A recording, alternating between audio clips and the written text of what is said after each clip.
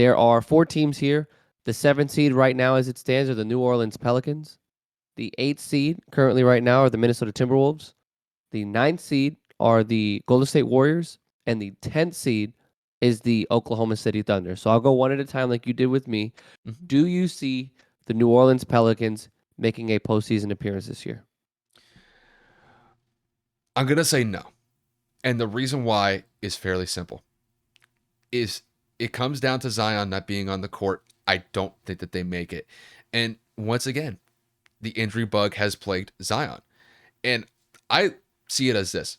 If Zion is on this team consistently, game in and game out, they would have a very good chance to potentially be 6, maybe even a 5 seed in the Western Conference, especially with how jam-packed the Western Conference is this year. But with him potentially not being on the court, I think his void is so significant.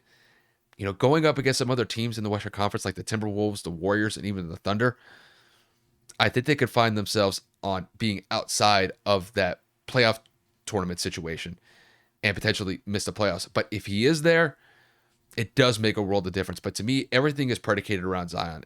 But if I had to say right now, just based on the fact that he's not playing currently, I'm going to say no.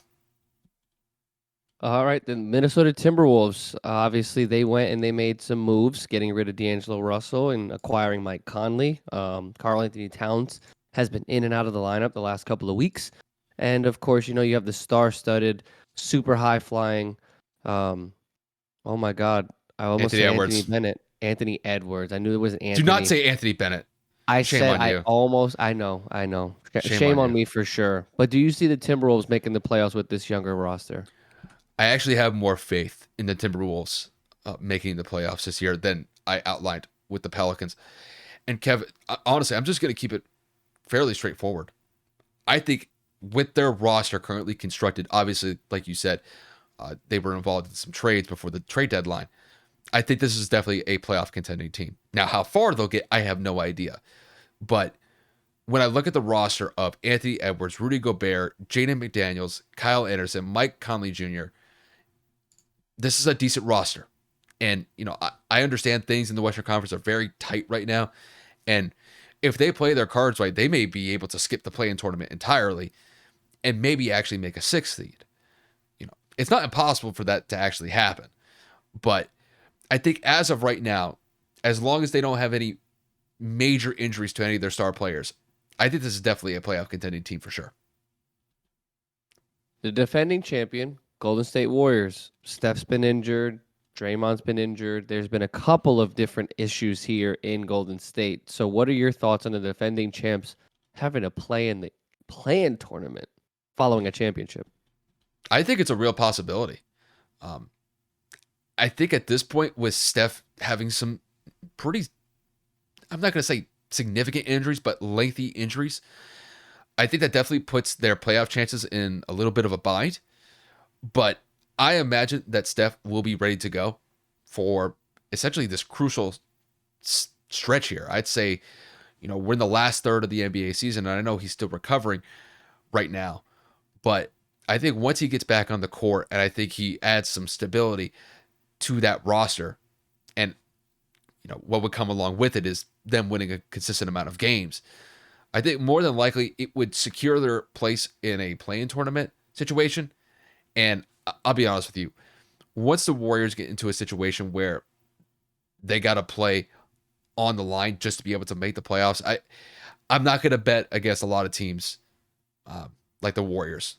The Warriors, they have championship pedigree. Obviously, this year has been a little bit more up and down than years past, and coming off of a championship last year, this is probably not the year that they were expecting.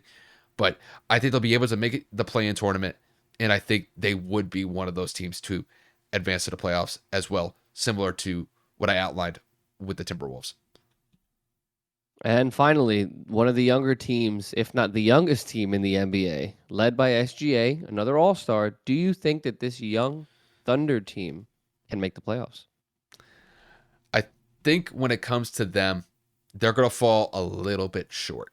But as far as I see it, Oklahoma City has finally gained some traction.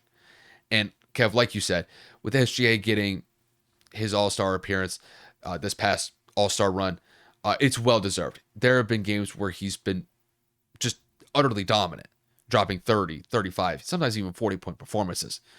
And I think Oklahoma City has positioned themselves pretty well for what's going to come over the next couple years. I think they're still a little bit young and they're still kind of going through some growing pains. But the fact that they're this competitive in a pretty competitive Western Conference this year, I think they'll fall a little bit short. I think they'll make the play-in tournament. I think that's definitely an option for them. But I think if they have to go up against teams like the Timberwolves or the Warriors potentially in a play-in tournament situation, I don't favor them simply just because they don't have really any sort of playoff experience to work with. And unfortunately for them, I would find them on the outside looking in when it comes to the playoffs.